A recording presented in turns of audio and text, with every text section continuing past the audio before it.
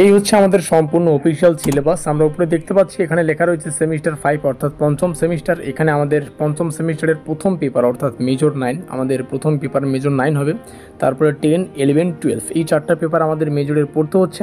তো যাই হোক, আমরা নিচে এসে আমাদের সিলেবাসের টাইটেল সহ আমাদের যা সিলেবাসের পাঠ্যসূচিটা সেটা আমরা দেখে নেব, অর্থাৎ আমাদের সিলেবাসে কী কী আছে।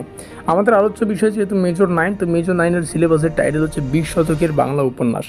এখানে শরৎচন্দ্র চট্টোপাধ্যায়ের শ্রীকান্ত রয়েছে। আমরা বুঝে নেব যে শ্রীকান্তর প্রথম পর্বটা আসলে কি। শরৎচন্দ্র চট্টোপাধ্যায়ের শ্রীকান্ত প্রথম পর্ব বাংলা সাহিত্যের এক অমর রচনা। এটি এক ধরনের আত্মকথামূলক উপন্যাস, অর্থাৎ আমরা যাকে বলি অটোবায়োগ্রাফিক্যাল নোবেল, যেখানে প্রধান চরিত্র শ্রীকান্ত নিজের জীবনের অভিজ্ঞতা, ভ্রমণ ও মানসিক পরিণতির কথা বর্ণনা করে। তাহলে এখন প্রশ্ন হচ্ছে, শ্রীকান্তের প্রথম পর্ব আসলে কি? তো শ্রীকান্তের প্রথম পর্ব মূলত একটি আত্মকথামূলক ভ্রমণ কেন্দ্রিক উপন্যাস, যেমনটা আমরা জানতে পারলাম, যার পটভূমিতে আছে শিশুকাল, কৈশোরের স্মৃতি, আত্মীয় স্বজন, বন্ধু বান্ধব ও নানা স্থানে ভ্রমণের অভিজ্ঞতা। এই উপন্যাসের ভাষা একদম সহজ, সরল এবং আবেগ নির্ভর, যাতে শরৎচন্দ্র তার নায়কের চোখে সমাজের নানা আসাঙ্গিক বা অসঙ্গী মানবিক সম্পর্ক, ভালোবাসা ও বিচ্ছেদকে কিন্তু তুলে ধরেছেন। আমরা যদি এই প্রথম পর্বের সারাংশটা একটু সংক্ষেপে আলোচনা করি, তাহলে আমরা দেখতে পারবো বা জানতে পারবো শ্রীকান্তের ছোটবেলা কেটেছে মাতৃহীন অবস্থায় তার মামা বাড়িতে। সে বন্ধু বান্ধবদের সঙ্গে ঘুরে বেড়াতো এবং কৈশোরেই কিন্তু এক ধরনের উদার ও অনুসন্ধিগত মনকে সে তৈরি করে। পরে সে এক সাধু সন্ন্যাসীর সঙ্গে ভ্রমণে বের হয়।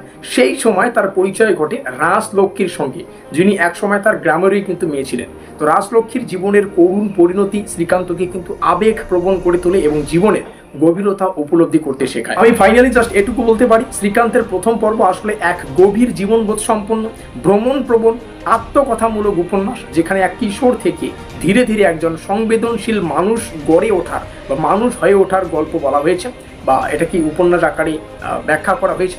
এটি কেবল একটি উপন্যাস নয়, বরং একজন মানুষের সমাজ প্রেম, বন্ধুত্ব ও মানবতাবোধ নিয়ে অন্তর্দৃষ্টি অর্জনেরই কাহিনী। দ্বিতীয়ত যে বিষয়টা আছে সেটা হচ্ছে বিভূতিভূষণ বন্দ্যোপাধ্যায়ের পথের পাঁচালী। বিভূতিভূষণ বন্দ্যোপাধ্যায়ের পথের পাঁচালী বাংলা সাহিত্যের এক অবিস্মরণীয় ক্লাসিক্যাল উপন্যাস।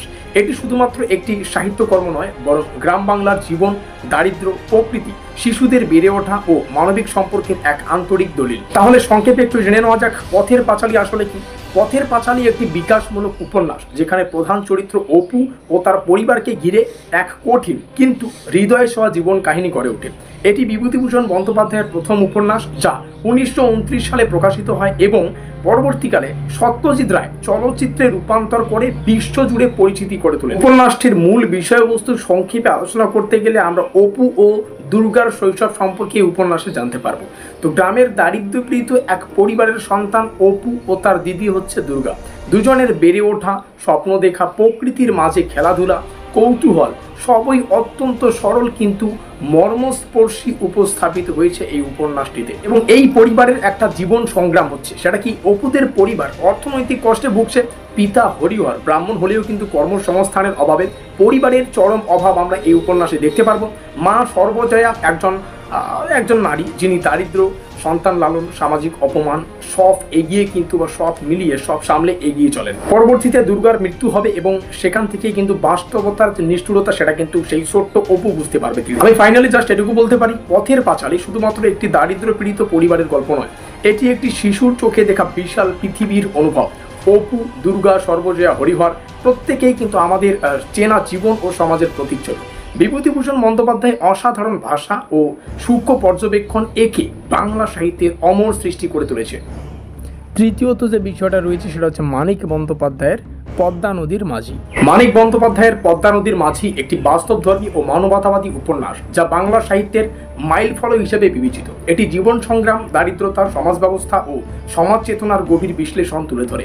উপন্যাসটি প্রথম প্রকাশিত হয় 1936 সালে। চলো সংক্ষেপে একটু জেনে নেওয়া যাক, পদ্মা নদীর মাঝি আসলে কি। এই উপন্যাসটি বাংলাদেশের পদ্মা নদীর পাড়ে অবস্থিত একটি জেলে পল্লীর জীবনের নিখুঁত চিত্র। কেন্দ্র চরিত্র কুবের একজন গরিব মাঝি, যার জীবন জুড়ে জড়িয়ে আছে পদ্মার ঢেউ, দারিদ্র্য, প্রেম, বিশ্বাসঘাতকতা এবং সামাজিক অবিচার।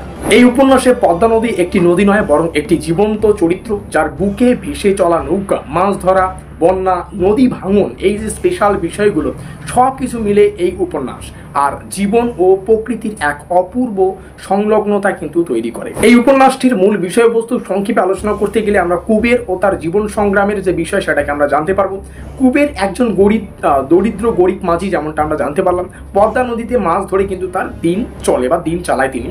তার স্ত্রী মনের প্রতি বৃতিষ্যা এবং ভাসুর জায়া কপিলার প্রতি কিন্তু দুর্বলতা তার দ্বিধায় ফেলে। এবং এই উপন্যাস থেকে আমরা জানতে পারবো কপিলা ও তার অনিবার্য প্রেমের গল্প। সেই সঙ্গে আমরা জানতে পারবো হোসেন মিয়া ও মঠের স্বপ্ন। আমরা যদি এই বিষয়টাকে এক্সপ্লেন করি তাহলে হোসেন মিয়া চর্চা প্রধান এক চরিত্র, যে মঠ নামক এক সমাজ গড়তে চায় যেখানে জাত, ধর্ম, ধনী গরিব এই সমস্ত বিভাজনগুলো থাকবে না।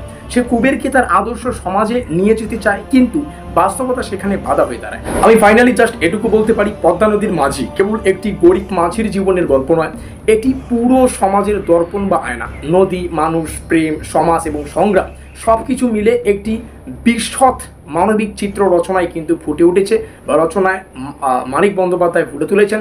এই উপন্যাসটি আমাদের মতো পাঠকের কিন্তু হৃদয়ে ছুঁয়ে যাবে আমরা যখন আরও ডিটেলসে পরবর্তীতে পড়ব, এবং আমাদের যখন পড়া শেষ হবে আমরা কিন্তু একটাকে দীর্ঘকাল মনে রেখে দেবো।